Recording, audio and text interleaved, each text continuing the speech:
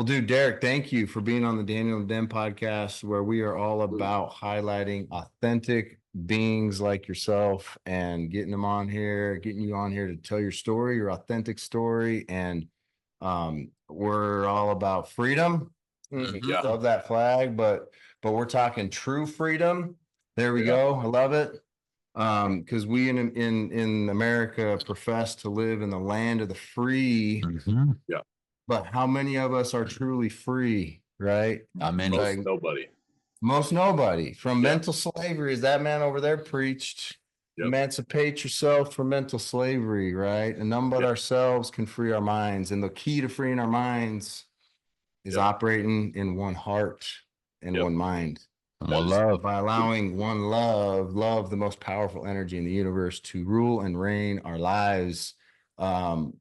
But it's a challenge, right? It's not easy. Challenge every day. What I'm about. So thank you for spending your time here with us. Thanks for having me. Dude, and of course, big homie KJ set it up, and we always love when big homie KJ. Always love when he sets things up. And he told me to talk to you about two things. Okay. And so, of course, I want to go through your whole life here. Right. That's what we do here in Daniel Den, and we allow for tangents to happen, because whatever's said on this podcast right now is what God wants the people to hear. Agreed. But he said to bring up two things. He said your WWE career, and your current movie production that you're working on. And so I'm just gonna let what happen at this point. Okay, I got it out there. Well, since I'll go way back then if that's going to start that, because that kind of leads into where I'm at now. When I was 5, I was 4. I started at 5 because I played pro baseball before that. Before I became a WWE wrestler, I was a catcher for the Tigers. Got hurt, and the natural transition is go wrestle after play baseball. Of course, no question. That's what you do when you play baseball. You go then into the ring.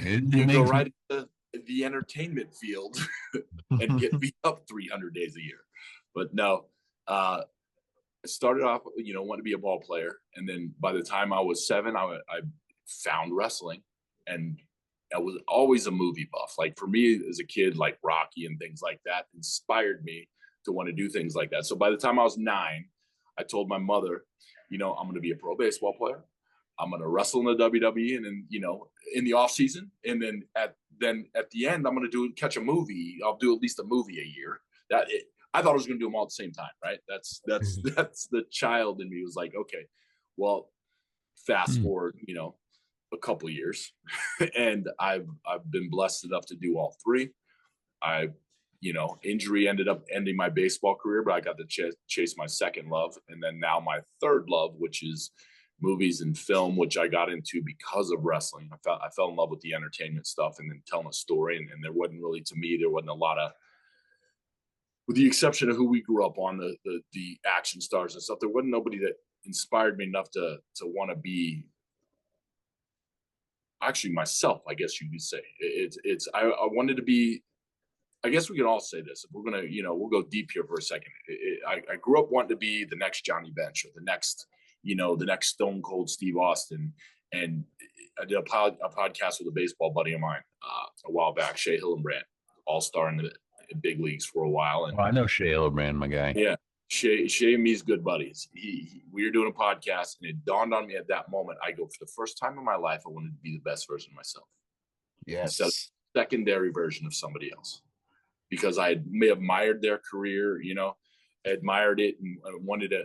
You might have wanted the same success, but I was like, I never wanted to be the best version of myself. I just wanted to be what I saw them already have, which was nonsense if you think about it. It's like, okay, that you'll never achieve your own greatness or achieve the level that you want to achieve, whatever it may be in life, until you are okay with being the best version of what God put you here to be.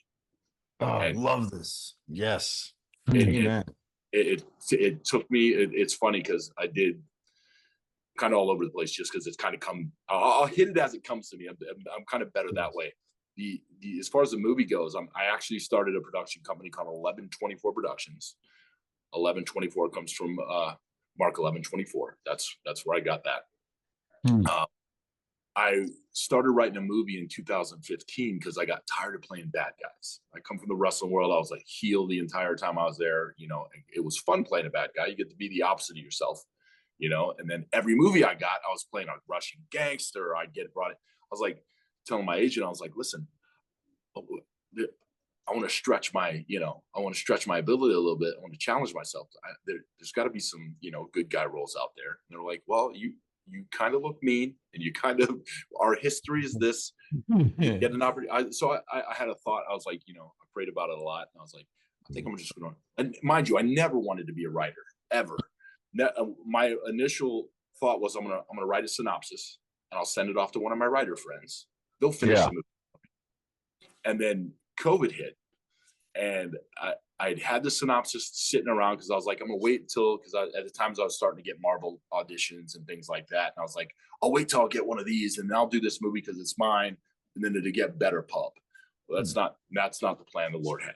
So it was, COVID hit, and I refused to get the jab, and shut down everything I had going on. So I was like, you know what? I was feeling really pressed. I needed to finish the movie myself. So I finished it. It's a faith-based movie. It's a drama, but there's a, you know, I plan on using Jonathan Rumi as in the movie. It'll be clear by the end that he's the character he's best known for, but you won't know it throughout the movie. But I wanted to write a movie that, no offense to most Christian films, but they either cheese it up, or they don't do things that are as related. They might do something miraculous, and it's, you know, something we love and it inspires, but it's maybe not as relatable. And I kind of wrote this in a manner to where it's like, okay, I've been to where I'm almost at the pinnacle of where I wanted to be, but I didn't really care if I saw tomorrow, right? Like there was a time in my life where it's like everything was going the way it's supposed to, and I didn't care if I saw tomorrow. I really didn't. I not say I'd fallen away from my faith, but I wasn't as consistent as him yanking me back in how he has now. But it's like, that's the most important thing to me, right? That's start my day with it. I finish my day with it.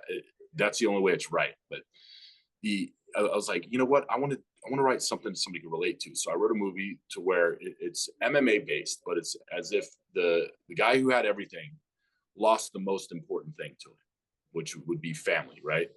And you realize the battles of our own faith, of having the conversation with God. It's like, why aren't you here for me right now when I need you most? Well, by the end, you'll understand he's never not there, right? Yep. So it's, I wanted to tell that story because I haven't seen it done like that before. And I've been honored enough to send it out to some director friends and some other writers in the industry and have them look through it. And they're like, hey, man, this is a good movie, even if it wasn't a Christian movie. And I was like, I'll take the compliment, but that's been the battle, because I'm actually in the middle of redoing financing, because I'm not willing to give up the creative control to lose that, because it's like, okay, the first thing I'm going to do is take this out, you know, and which I've walked away from a couple of deals. I had the last one kind of fall through, just kind of, you know, didn't get right where I needed to be. So we're starting that process over. But my behind the scenes in this thing, I've got an Oscar winner that's a VFX guy. Like my partner in it's from worked at Disney for 20 years, left because of, you know, what Disney's become. But great Christian dude. It's like the team is phenomenal. So I can't wait to get that fully started. We've been in pre-production for a while. I started training, doing, you know, what I could MMA wise to get ready. And then, you know, we're just waiting to lock the dates and the actors, and we're get that rolling. But powerful. Well, that's just, I want to tell that's where I'm at in my life now. I want to tell stories that matter. It's like, that's so cool. We all need it right now. We're in a time, in a crazy time in this country. It's like, you know what? And it was funny. I was just talking to a stunt buddy of mine the other day, and I was like, listen, man, why can't we write a movie that is so, let's just say America, like, but basically how a soldier may have seen it? Because I got a bunch of buddies that are bodyguards that are former like SEALs and special operators, and it's like, they're the ones that, you know, they're able to come home and turn that switch off. But they'll tell you, it's like, listen, if anybody can't, everybody wants to say when they're on the battlefield, God ain't real. He goes, why? I see the opposite. It's like, what? Nobody's made that movie though. I was like, okay, well, let's figure that out. That's stories I want to tell, because I think we all need to see that these days, because otherwise we're just watching, Marvel and Disney, everybody make woke stuff to try to indoctrinate everybody they can to be depressed. Because to be honest, it's like I don't even let my kids watch that stuff no more, because it's not telling them the right story. But I digress. Well, no, you don't digress at all. That is like so on point with needs to be told everything that we're about, and that does need to be told. And some of the things that jumped out to me while you were talking about this is you having that realization moment of wanting to be the best version of yourself. In our vernacular and what we talk about over here, and with what we do with the C2 way. C2 stands for connected consciousness. And we live our lives in a consciously connected manner, unifying our hearts and our minds, because what happens is you then live in the highest level of vibration in the universe. It's called authenticity. Yeah. When you are authentically living who you truly are, and not worrying about, like, yes, to have other people and what they do, and awesome, great, to help motivate you to be the best version of you. That is the highest level of vibration in the universe, and that is what we are all about. That's the highest level of connection, right? When you're authentically living you, because we are all part of the universal body of the divine creator. Right. And when we choose to be authentic to ourselves, we're choosing to be authentic to God, because we are a part of him. We are his offspring, right? Yep. And so anyways, I love what you're about, and I love that you're telling that story in the form of a movie. I can't wait to watch it. We'll do that. And I'll say this too. This guy knows this is a question I usually ask people. But what are your needs? Because what are your needs? Because here's the thing, dude. What you're doing is God's work. What are ways we can help you fulfill God's work? Oh man. Right now, the only, like I say, it's hard to say, because you try to walk the path where he's met all the needs, right? I think the only need for me right now is getting through to the right person to finance this part of the dream, to get this movie shot, because I'm shooting everything here. Like the tax breaks are great now. I want to build something it's kind of, I got stoked when I heard Stallone, Mel Gibson, Mark Wahlberg, and I can go on quite a big list, all have basically left Hollywood. They've started their production, the studio out in Nevada, which I want to do the same here, because it's like they're not doing woke stuff no more. They refuse. They won't take money for it, but they've already got a couple $2 billion in backing because of it, right? Beautiful. And they all quit the Screen Actors Guild, which is a big deal, because they're like, listen, you guys promote things that we don't agree with, we're done. So it's, I guess my need is to connect with the right person that's not going to try to. I learned a lesson from Stallone, which was most people don't know this. He lost the rights to Rocky because of the people that he did it with, right? He has no skin in that game. And granted, he's made $500 million because of Rocky, but that's his story. He wrote, I was inspired to write this story because I listened to how Rocky was written. It was inspired. He wrote it in 3 days. And he said it was like divine connection. He just sat down and just hammered it out. And I don't want to lose. I think that him losing, and then same kind of thing going where they took the script originally and didn't want him to be in it. They wanted like Robert Redford to play Rocky, or what's his name? Smokey and the Bandit. What's his name? Oh, doesn't matter. Anyway, they didn't want Stallone to play Rocky. Well, Henry Winkler, who's the one who got his script originally sold, said, take the script back, do it yourself. They're gonna kick you out. You're not gonna be able to do what you want to do. And then, now the rest is history. I think I've had a couple options where it's like they want to own everything. And I was like, I'm not willing to give that up, and I'm not willing to give up creative control. And I think that's been my hiccup with a couple of them, was we want everything. We want the IP, we want all of it. Well, great. I get to shoot a movie that I wrote, and, there's a legacy for that for me. I want to be able to, make sure my kids get a piece of that later versus you guys just take and exploit it. It's great. I make a couple bucks, but that's not just what I'm doing. It's like I want movies to pull on the heartstrings. And I know there's a bunch of scenes in this. It's like we've done some walkthrough just to kind of block some things off. I could barely get through the scenes because it's like you're in the moment, the tears are there. And it's like this movie, I wanted to be exactly what my idea of it was. And I can have my Disney guy tell you and a couple of other people, it's like God's downloading stuff as I'm in the gym, I'm writing notes. That's how the movie came about. You know what I mean? I was like, it's like the scenes were happening and I'm having to take notes. There was times in the gym that I came up with a scene that's towards the end of the movie and it's an emotional scene. Well, I'm getting the visuals while I'm working out. And mind you, after I meditate and pray first thing in the morning, read my devotionals and go to the gym. That's the first thing I do. And the scenes come in and I'm like teary-eyed in the gym because I see it. It's played out, like the music and stuff. Like we've walked through music. It's like I've already heard it. I've seen this movie 15 times myself already without seeing the movie. You know what I mean? And I think that's, I guess my need is find the right people that are gonna, not exploit the idea, but do what it's meant to do. You know what I mean? I think that's where I'm at. Bro, text me offline. Oh, I got people I can put in front of you. Well, let's do it. Because like I said, the last one we had, like I said, the one that just kind of fell through for me, I was ready. They told me to get dates for actors, right? And luckily the strike had just ended. And there's, Jonathan Bernthal is going to play the antagonist in the movie.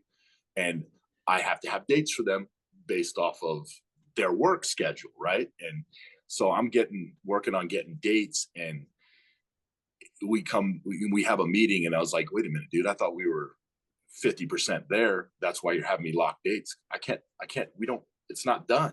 So he was like starting at ground zero. I'll be honest, I was a little upset about it, but I think it was a test I just had to pass and let it shake for a couple of days and remotivate myself by Monday. And I was ready to go again. So, and now we're here having a conversation about it. Dude, absolutely. Well, and I wanted to just point something out as you were talking about how you've been receiving these downloads and how you discipline to these practices.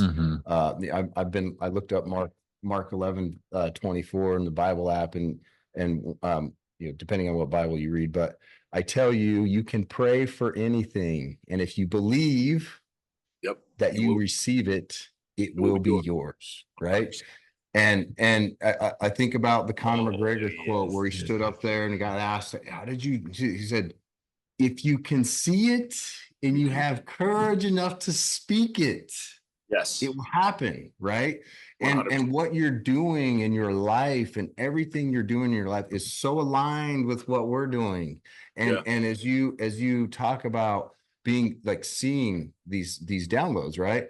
It points to what we refer to over here when we talk about the C2 way. One of the big things we talk about is the human body is the supercomputer of all supercomputers.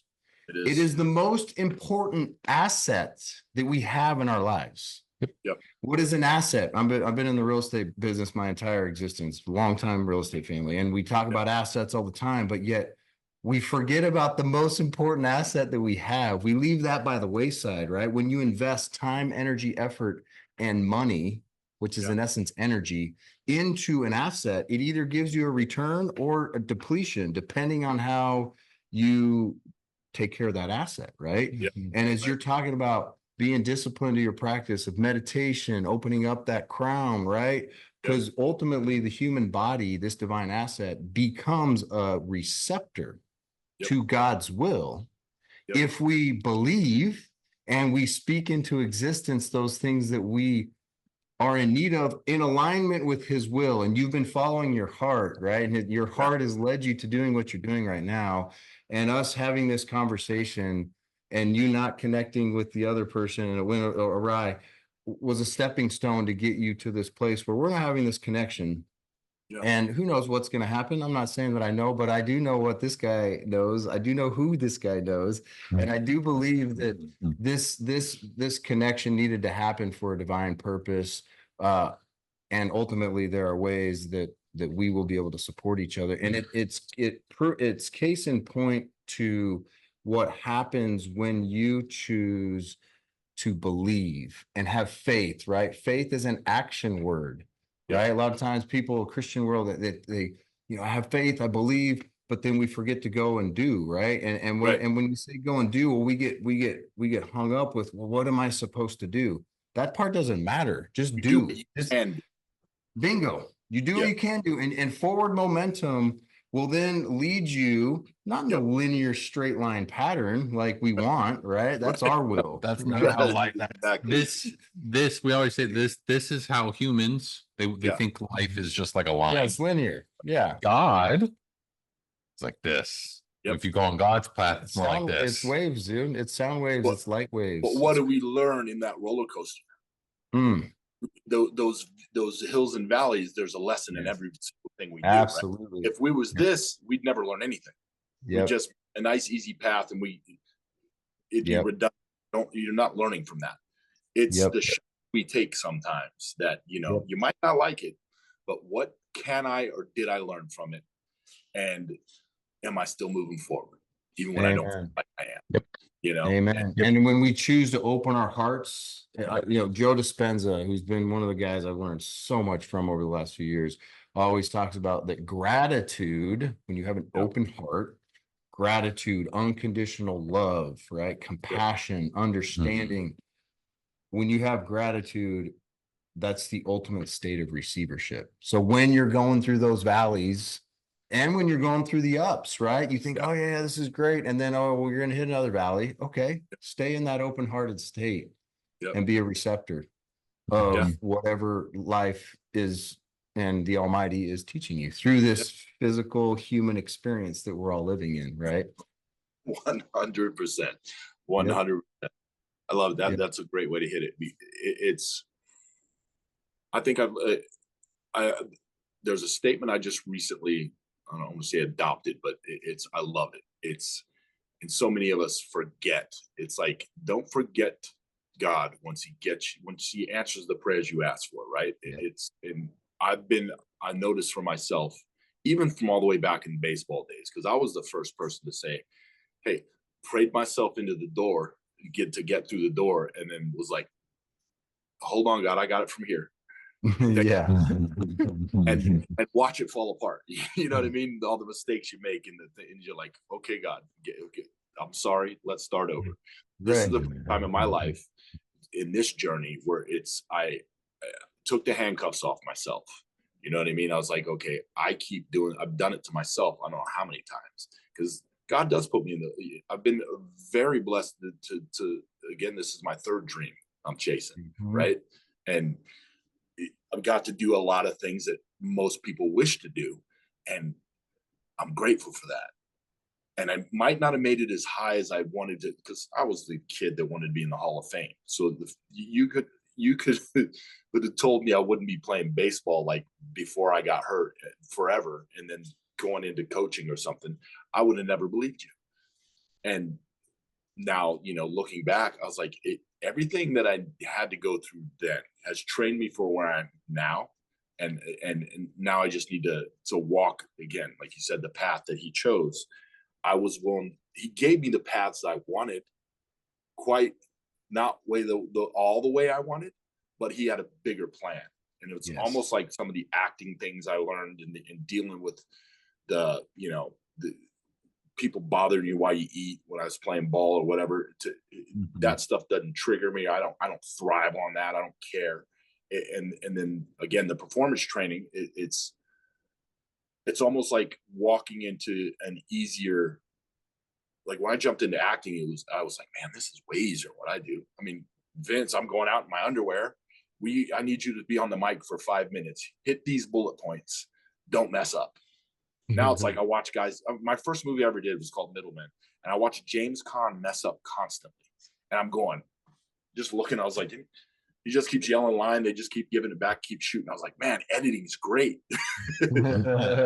I didn't come from that, you know what I mean? And I was like, and this is one of the great actors at the time, you know what I mean? Everybody knows James Caan, and I love some of his movies, and I was like, okay, it's different, but I was hooked for whatever reason. I was hooked. It's I always get asked the question like, okay, what's the difference between like getting the game-winning hit or wrestling in Madison Square Garden or you know, it's funny the difference in crowd reactions are both addicting, but I get just as much as a payoff as behind the scenes rewatching a scene that we hit a home run.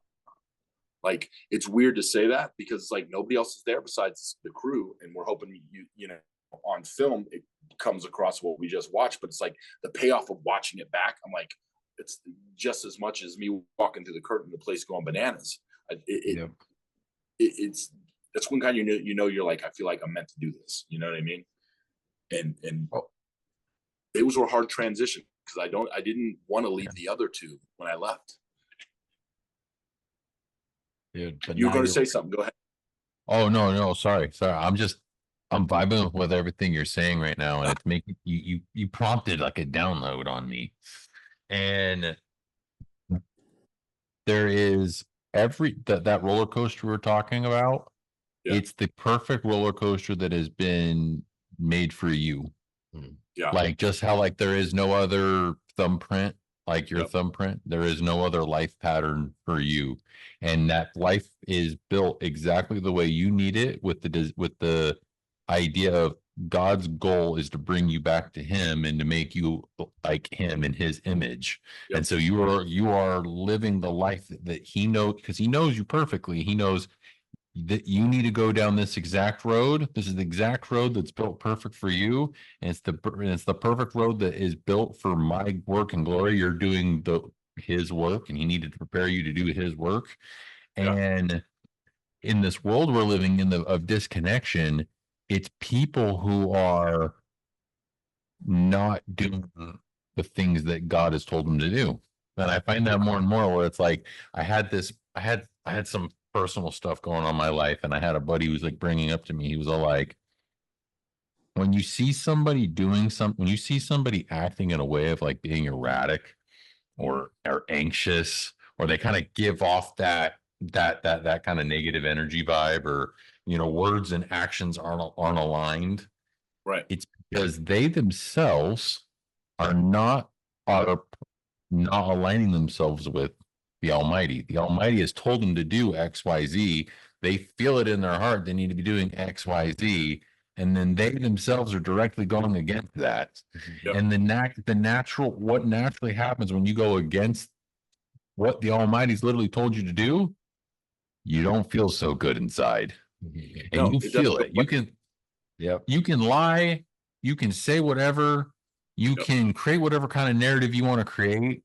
But that chaos, that pain that you feel within you is that guilt, that shame, whatever it may be, that is coming from you directly knowing that you are not on the path of the Almighty that he has set for you.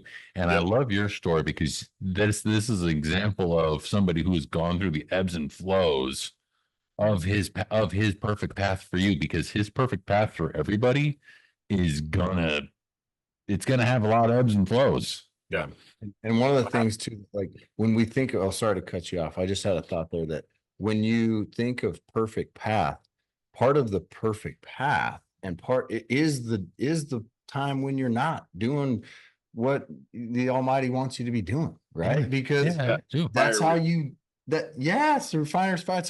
That's how you are able to gauge like, wow, okay, I don't feel right inside. And okay, why is that? You get to go introspectively and think about it and be like, all right. And the beautiful thing, like you said earlier, it's like, it doesn't matter how many times you stumble, you trip, you fall, he's always there. He stands at the door, he knocks, he waits for us to come back, and he stands there with open arms.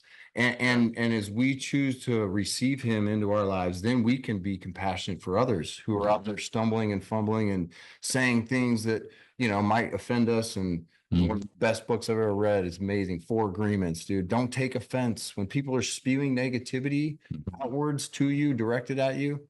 It's okay. Just love them. Be compassionate, because whatever they're saying is merely a reflection of what's going on inside, right? Yeah. And it is. It is their battle. Yep. It's funny you say that. It reminded me of, I can't remember who I listened to recently.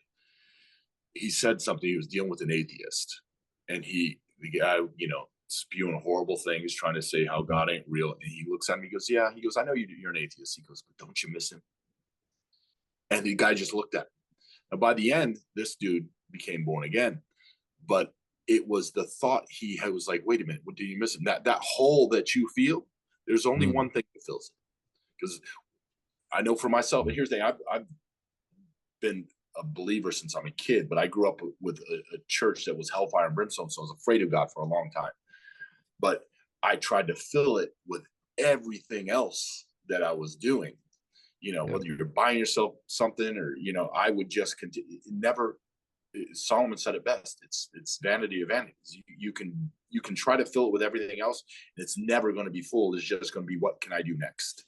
Yep. You know what I mean? And next never works. It never works.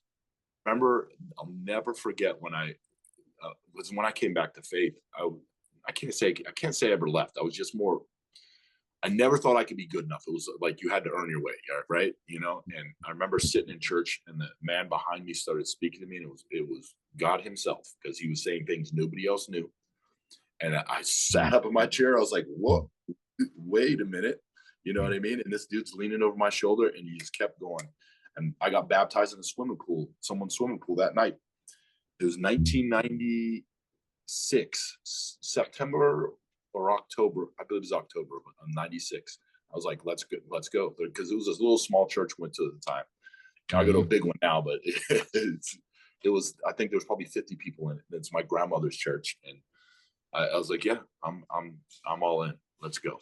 And I had my bounce back and forths, and then probably about 2010, I was like, you know what, I'm tired of kind of being halfway in. I guess lukewarm, you could say. You know what I mean? Yeah. It was like, now it's like, okay, you're not going to change my mind. This is how I feel, and it's the most important thing to me. I don't care if you don't like it. And again, Hollywood's the opposite of that most of the time. And I want to be the one to change Hollywood to the new Hollywood. Yes.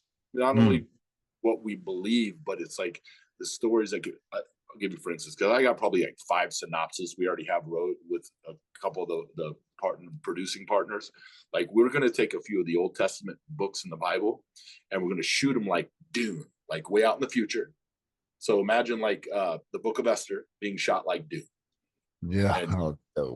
But I was like, dude, some of the greatest stories ever told are in the Bible. Nobody's. If we reshot those and shot them like Star Wars, people would be like, "This is the greatest movie I've ever seen." And you're like, "Oh, by the way, dude, that's this book," because I'm not going to change nothing with the exception of the visuals. It's going to be that. What's crazy though, man? As much as dude, even Hollywood can't fight God, because the hero's journey that has been planted in our brain is because we are all living our own hero's journey. It is the journey of ourselves, of what we are currently living, going back home ourselves. And it was implanted in us when the veil went up. And we are all just, it's like a freaking homing device. We just know to go back and to just live that story. And every single story told in Hollywood is that hero's journey. Whether they go off on their own little craziness all day long, but they themselves are literally just retelling the hero's journey over and over and over and over and over again, fulfilling God's will, because Satan can try to come up and block stuff all day, but it's always Satan always just accidentally just keeps stepping himself more footholds for God. But he does. How many accidental Christian movies are out there? They don't even realize they are. You could actually line them up and be like, okay, well, you're the devil. This is supposed to be. You can play them out, and they have no idea. You're like, listen, it was like the first time my kids saw Narnia. They're like, this is a very familiar story. I go, let me tell you what it is, and then they're like, oh, I see it. Yeah, but it's like, I go, that ain't the only one. There's a million like that. Superman's based off the guy that developed Superman originally. Was he developed, even the colors of his outfit was based off the Bible. Superman was Jesus. Mm-hmm. And see, and here's like the reality of it is, again, we in the Western world, one of the things that has been very much impressed into my soul over the last 5 years, and about 3 years ago, I had a very, very profound spiritual experience at a meditation retreat that was put on by a lady in the Eastern world, from the Eastern world, from India. And I had, it was one of the times in my life where I'd kind of really pulled back from, what I was raised to believe. I literally had to tear down everything and completely rebuild all of my constructs. And therefore found myself in the middle of this meditation retreat with 150 other people, various faiths, various backgrounds, whatever. And all of a sudden, this lady, Sri Krishnaji is her name, was speaking these truths found in the ancient writings of Sanskrit, right, from the ancients of India. And I'm sitting here listening to her, I'm like, this is the gospel of Jesus Christ that she's talking about. She's talking about the gospel of Jesus Christ written in the Sanskrit writings before Jesus ever even came to earth. And at the end of the day, like, really what the narrative is it's light versus darkness. It's truth versus deceit. It's love versus hate. So we describe it in the form of the way that we describe it written in the Bible. And that's not to discredit Jesus, because Jesus is it's Yahuwah, Jehovah, the God of the Old Testament, the creator who then manifested himself in the physical form in the meridian of time. Right?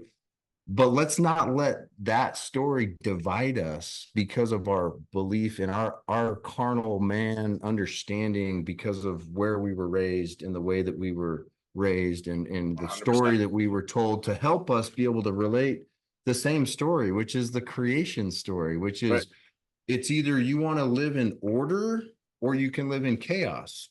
That's it. It's as simple as that, right? Do you want to have peace, joy, happiness, and love at the center of everything that you operate in? Cool. Then live in order. Okay. You want to have fear and worry and stress and control and anger? Okay. Well, that's the current society we live in, which worships the almighty dollar, which is true believer in it could be a point on what you're saying is, tell me if I'm wrong. It was never, what God had for us was never a religion. It was always relationship. Bingo. And man made it religion. Bingo. I'm a believer in that. And Absolutely. until I understood that, you beat yourself up because you never think you're going to be good enough. Well, it has nothing to do. You know what I mean? It never had anything to do with us. It was already done for us. So accept that and let's move forward. You know what I mean? That's it. And that's why we talk about over here. There's a belief in the world in institutions. Yeah. A lot of people for years now, I mean, from the beginning of mankind, there's always been a faith of institutions. And there's people who are going to act like they're not in faith of institutions, even in current modern disconnected political worlds, where they're going to act like there's a fight, this versus that. It's not. It's the truth is all fights come down to truth versus not truth, dark lightness versus dark. That's what it all comes down to. And it's not, and don't have faith in institutions, have faith in the word. Let the word do the healing. Yes. It is the word and it is truth that you should have your faith in, not in the institution. I'll give you a revelation I got years and years ago. And it was I was praying, going over some devotionals, and it was like God spoke to me clear as day. It was like he was in the room he was in the room with me, let's be honest. And I was biting my tongue a lot more than I usually do, right? And because I used to have no filter, then I went to, I need to stop for a while. And then he was one of those, almost kind of like the same thing, how we create things, right? He goes, he asked me, he goes, how did I create the universe? And I answered right away. You spoke it. He goes, exactly. Left it at that. It was like smacked me in the face that day. And I was like, and I'm constantly trying to remind everybody around me. I was like, our words matter. I don't even like to joke too much in a manner that might be negative, because I was like, our words really do matter. They don't know once we release them that, they're not supposed to create whatever we said. So I tend to try to not say things that, are destructive, or, I can't say that I'm perfect, because our worship leader at church is my workout buddy, and I bust his chops in the gym all the time. You know what I mean?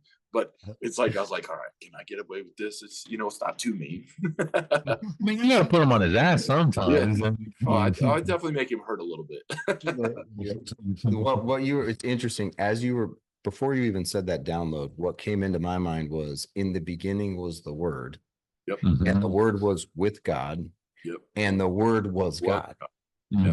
And that is, and before this, before our podcast, I was just on the phone with a good friend of ours, and we were talking about all these he's going through a rough patch, and what came to mind for me to talk to him about was, the words we speak matter, because that is how we create. Yes. Whatever we express in word or in text form. Our hands are an extension of the throat chakra, which is how we express what's in our heart. So if we have anger and bitterness and hate in our heart, and we therefore spew negativity out of our mouth, or in the form of text, that is what are you creating? You're creating chaos. You're creating disconnect. You're creating haste. Yes. And beautiful thing is, we can choose to create the opposite. We can choose to express love and kindness and compassion. And we have to learn that the hard way sometimes, by all of a sudden recognizing and realize, like, wow, okay, I made that choice to say this or do that. You got to live with the consequences, but hopefully, because the universe will bring you that same lesson over and over and over again until you learn it, right? Oh, yeah. And so hopefully, we can start learning that sooner rather than later, and therefore be able to co-create a better world that's connected, as opposed to disconnected and full of hate and anger and all the things that we see. And I piggyback on what you said, that last part, where it's God keeps sending you the same lesson over and over and over again until you freaking actually learn it. Yeah. And I see this with people in my own life right now, where it's like they're literally living the same destructive pattern over and over and over and over and over again. Right. And they'll keep living that same destructive pattern over and over and over and over again until they freaking learn it. You need to do the work. You need to be adults, dig deep, and freaking take care of it. Because when you do that, if you do the work that takes the 3 months, 6 months, however long it takes, you will now set yourself up to be free the rest of your life.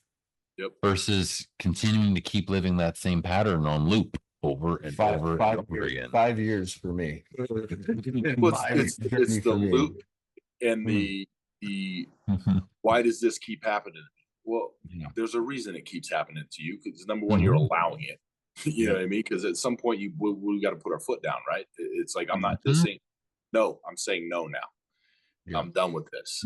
It's, and I don't think I think it's just because where we're at in the world today, everybody's a little bit softer than they used to be. I'm not trying to bash society, but that's where we're at. Nobody wants to take accountability. Everybody wants to point the finger, and everybody's so stuck in their phones that they don't want to see reality. It's like, if you're looking at you're watching other people put fake versions of their lives online all day and wishing that was you. Guess what? That's what they want you to see, right? Imagine what's going on behind the scenes, because it ain't what you see. It's not, their nice house, their Ferraris, they're acting like they're. Guess what? They're probably, half of them are miserable. Most of them have gone to rehab how many times? They're not. That's only fulfilling to a point. You know what I mean? It's like you're watching, and I say it to my kids all the time. I was like, listen, you're trying to live through someone else's lens. What do you want to create? What do you want to be? Tell me that, so I can facilitate that. Because you're telling me about somebody, I don't know who you're talking about, when they're bringing up their favorite TikToker or what. I don't even mess with none of that stuff. I get a bunch of crap for this, because my agent, I don't do none of the social media I'm supposed to. And then one of my brothers, like, I have a muscle and fitness channel, a streaming channel that was given to me specifically to track the journey of me building the movie and whatnot. So we shoot a bunch of videos and stuff for that. And they give me all kind of grief, because you don't post nothing ever. I was like, well, I post what you send me. They go, but you, that, I go, listen, I go, that's not my world. If you want to take that over for me, please do. I was like, I'll do what's asked when it comes, especially once we get filming and get to shoot behind the scenes stuff to add to it. I go, even better.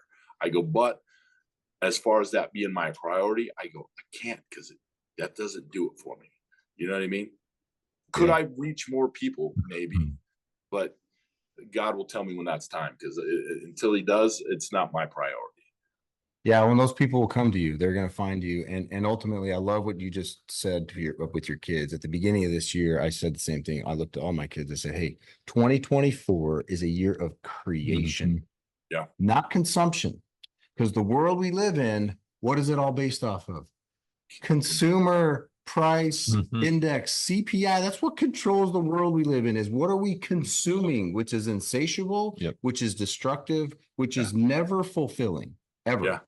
And that world is evolving. We're coming to that's transactional. We talk about what we're all about is evolving transactional relationships into spiritual, harmonic, and energetic connections, because we are spiritual, harmonic, and energetic beings. And when you are creating from that headspace of who am I? What is my desire? What do I want? Not what everybody else is wanting, all these other distractions and all these things popping up in front of me to get me to consume so that our current world can continue to function. It's like, no. That's not from the Almighty. That's from the opposing force that wants to keep us enslaved in a rat race. And as our children, and as that message to your children, and the message I have for my kids, and it's really, that was the birth of the C2 Way, this curriculum that we're launching this month, came from this desire to teach my kids how to do this.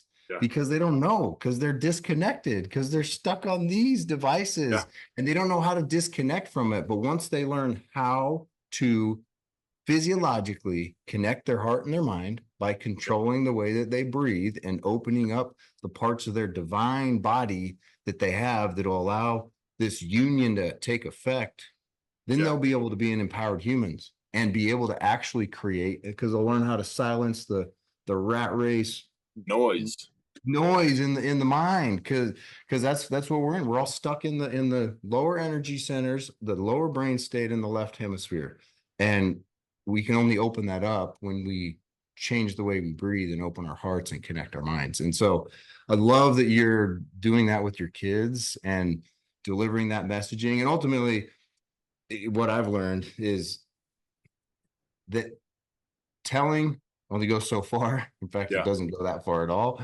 They have to see it.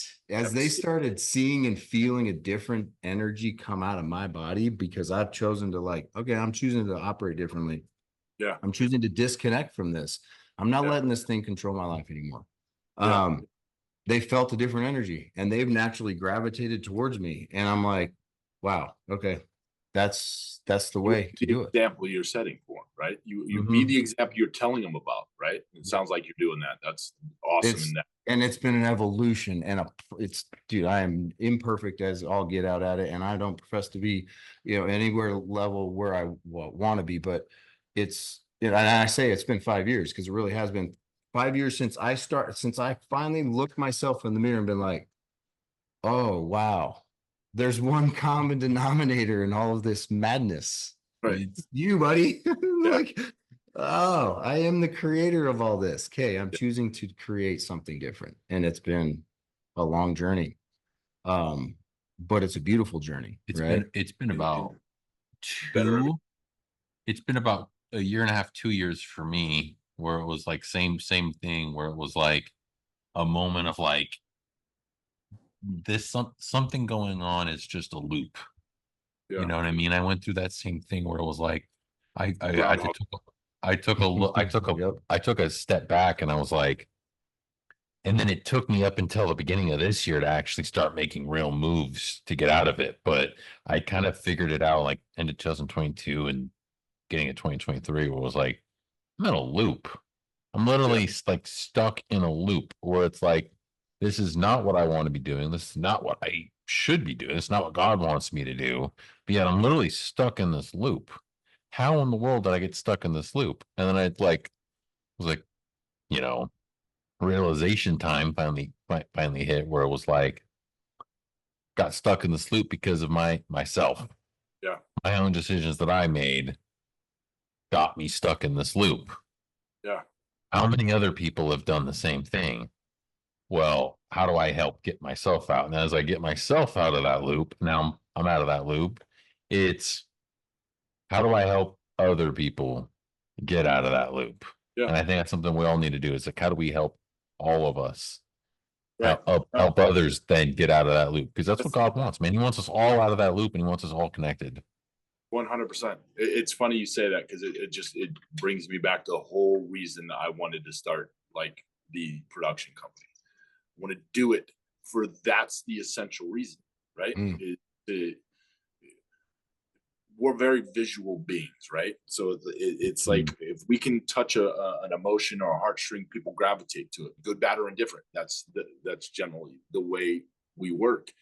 And it's like if you could tell the right stories, and like you said, you were stuck in a loop, and you're showing that loop on film for me, right? I'm showing how detrimental it was to me, the lies you tell yourself. Then you finally see the truth, and the emotions that you may be seeing on film, you felt. It's like taking them through a journey they can relate to. Now it's okay. We're giving you ability by the end to see, okay, well, it worked out, and there were some points I needed to see, and guess what? God never left me, and I'm blaming him for things that were my fault. It's like we tell those stories, and people can gravitate to relate to something that, again, for me, it's I'm trying to paint a picture of experiences that I've been through. It's funny because this movie, there's so much of it that is my story. I wrote a lot of things in this movie that have been part of my life. It was like, there's some things in the journey that was like, okay, that was me. And I want somebody else to be able to see and be able to like, listen, there's better at the end of this. We can come back to where we're supposed to be. We can start following where God put us. We just got to say yes. You got to be willing, because so much of us are whether they're not willing to do the work. And it's, I know for most people, it's automatically going, well, I got to follow a bunch of rules. And let's go back to what he paid for on the cross. The rules, we could never follow them in the first place. Once you understand that, we're good. We could go back to just keep our eyes in the right direction. Because keeping our eyes on ourselves, you fail every time. And it might get you so far, but even let's say it gets you to some of the richest men in the world that are so narcissistic, and how many of them kill themselves? How many times you hear some random billionaire, right? Why do you do that? He had everything, right? No, he didn't. He had what the world told him he wanted. And you realize that's not at all what none of us want that. It's fleeting. Yeah. And I think we could, like I said, with the programs you guys are setting out and films I plan on making, I want to change that whole dynamic. I want you to leave a theater and be so emotionally touched it changed your life, or at least gave you the opportunity to want to change your life. You know what I mean? That's my goal. Absolutely love that, dude. The way we measure our success in everything that we do is how many human hearts were healed this month. We're in the business of healing human hearts, because guess what? That's the only reason why we're here on this planet. Nothing else matters. And it's got to start with our own first. That's why God put us on this earth, man. That's why God put us on this earth.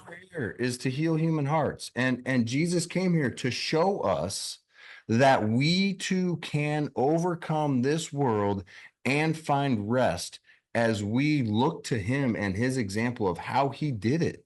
Yep. He didn't spew negativity to anybody. He didn't. He said on the cross, Father, forgive them, for they know not what they do. They're blind. They don't see. right? And as we follow that example and as we open our hearts and connect our minds, we can heal our own heart and therefore be able to impact others around us and heal their hearts. And he will provide everything we need to do that. We don't need to be in a scarcity mindset mode. We don't need to bow down to pressures of outside forces of the dollar, this, that. No, it will come. Be patient, be present. He will provide, just like he does for every other species on this planet every single day. Yeah. His timing may not be our timing, but he's never late. Amen. You know what I mean? We're talking about actually a little bit earlier today. I was like, that's fact. It was the my buddy I work out with. We were talking. He was going over a couple scripture things that I actually want to use. I'm going to use in the movie, and I was like, I go, isn't it funny that everybody talks about how, you know, the overnight success of blah blah blah blah. They don't see the time that it actually took. And here I go, and I'm going to one up it. I go, if it happened on my timeline, it wouldn't have been his perfect time, and I don't done what he wanted to do with it because I'm one of those. I'm the type where it's like, let's go. I'll do all the work. Go run at 100 miles an hour. What do we got to get done? I'm that person, and I think the disappointments in some of the, like I said, mine's everything else is built. The finances of it fell through several times, but it wasn't his time yet. You know what I mean? And I'm sitting there going, okay, well, whenever it happens, I also know how he works because it's always worked in my life. Once it actually happened, I was waiting for something. It was like overnight because it's like, okay, now let's go. It's time to do it, dude. And I remember that keeps me looking forward and you know, trying to. I had to. It was funny because when the team, all my producers on this, they when I had the last meeting where there was some, you know, thought we were a little further along. It just wasn't, and it just, we're not going to work together because of it. And because I'd seen emails and things like that, and I didn't have the heart because I was so disheartened and I was mad. It's okay to be mad, you know what I mean? Just don't be stupid when you're mad. You know, I had to take a couple days to let it settle, and I was like, listen, I didn't want to say anything while I was upset. I go, reason being, I didn't want it to affect you in that way. We're good. We're just now going to pivot and go whatever the next plan is. You know what I mean? It's like everything else we already have lined up. Now we need to, you know, and I break down with them all the time. It's like, listen, we have the perfect pitch deck. The tax incentives, the write-offs, the fact that once you make money, they only pay 20%, not 40%. Like we got the breakdowns dialed in where it's like, it's a win-win-win on all assets, right? You get the, you know, because I don't know, most people don't realize it. There's a lot of people out there investing in movies and they're hoping for the loss because they're, you know, high net worth people need the write-off. It's one of those ones where they have one of the tax incentives out here. Let's say it didn't make $1. It's a complete write-off. So it's not a loss for them anyway. They would have had to pay for it anyway, or they would have had to give it away anyway. So I was like, okay, the better benefit is once you make money, now it goes from 40% tax rate to 20. So you're benefiting all the way around either way. So it was, we again, I broke, the way I broke it down with them was like, hey, listen, this sucks today. Wasn't the right person. Again, God's putting the right person in place, and we already have everything that we can control. We did.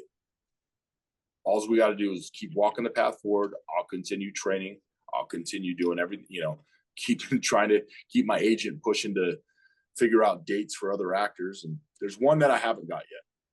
I'm trying to get Carrie Underwood to play the wife role it's a very small, quick role, but for whatever reason, it was, and mind you, she was like 4th on my list, but God wouldn't let me let go for whatever reason. Like I have her manager's contact and whatnot. I just have to figure out the right pitch. Like, listen, we'll shoot around whatever schedule you want. You're not in the movie very long, but it's a very impactful piece, and get her to say. And plus, she's did my homework beforehand too. She's apparently if it doesn't follow her faith or goes against anything she believes in, she doesn't want no part of it. And this all goes back to the first movie she ever did. I think she'd only done a couple anyway, but the first movie she did, there's a scene where she was reading the Bible in it. Well, they wanted to cut it out. And she told him, she goes, "You cut that out, you're cutting me out of the whole movie." So she got that keep it in. So she leveraged it right. She did right, because that's what I would do. You know, Yep. To be honest, I remember when I first jumped into Hollywood, I've done a couple movies I regret based off I didn't read the script and I only read my part. And then after the fact, luckily they were Japanese movies, so it's not like they were big blockbuster things. But I was like, man, I would have never ever agreed to that ever if I'd known that. You know what I mean? Yeah. And then it got to the point where I said no to this. They even won awards for that silly movie out there, and I was like, yeah, I just need to stick to my guns and be, you know, if it's against anything I actually believe in, don't do it. And I do that today. It's like, well, I can't do that. I don't do horror. I'm not doing any, you know, anything crazy that I just don't believe in. I'm not gonna dirty myself up. It's bad enough. It's like I joke with them all the time. I go, there's going to come times where I'm going to have to do an interview and this is going to get brought up. And I was like, I made a mistake, same mistake most young actors make. You know, it's not like I was naked, but I did do some movies I didn't agree with. They're horrible storylines, but you know, I did.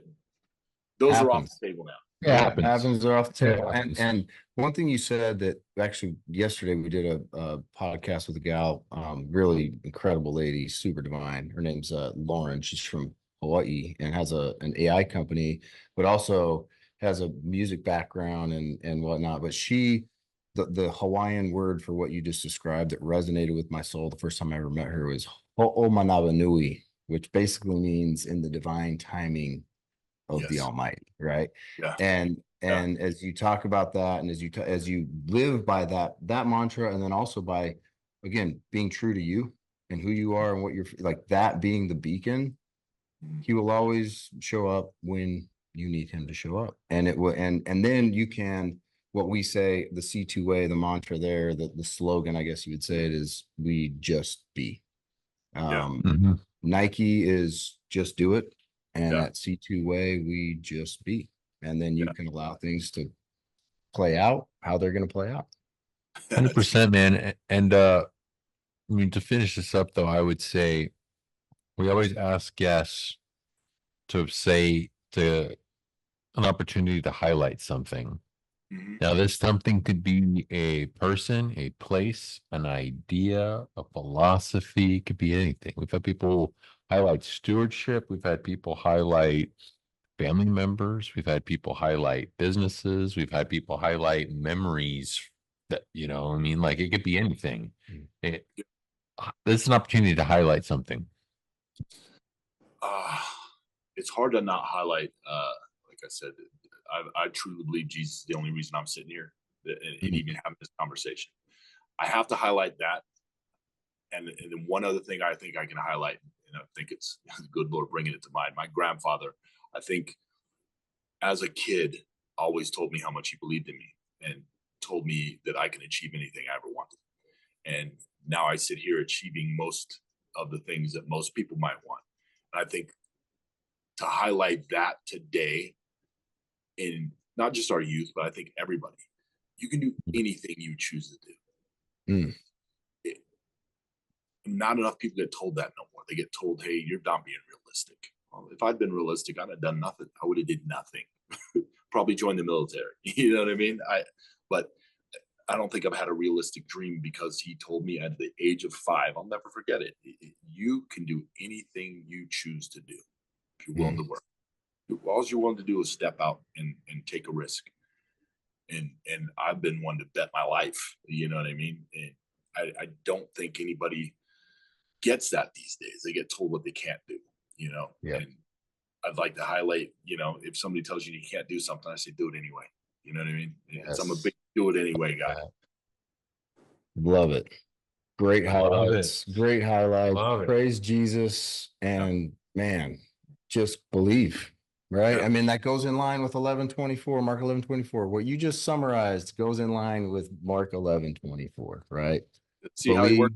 Wasn't me. That's just that's it. It's how he works. And as Chris said, what was spoken in this podcast was spoken for a divine purpose. And again, we thank you for being you. We love you genuinely. I can tell you that I love you, brother, and I'm so grateful that you are who you are, and that you're willing to spend an hour with us, and that you're doing what you're doing, and whatever way we can add value to what you're doing, like we're all in.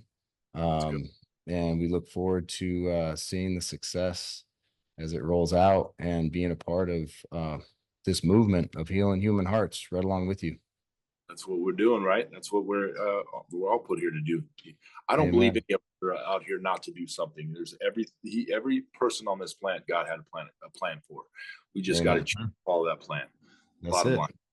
I appreciate you guys for having me on. You too, man. Chris, I will talk to you offline and see what we could talk about the other stuff. Oh, we're gonna have some fun, my friend. Let's go. I'm ready to rock and roll. I'll talk to you guys. Maybe we'll do it again. We'll do it again like mid-production. That way we can. Let's do it. Always down. Let's do it. We would love to run this back. And let's do one with your cast too. We'll roll out the whole cast and 100%. I'm game for that. That gives me goosebumps even thinking about it. I love that. Let's go, guys. Let's talk soon. Talk Thanks, Derek. Thank you. Bye-bye.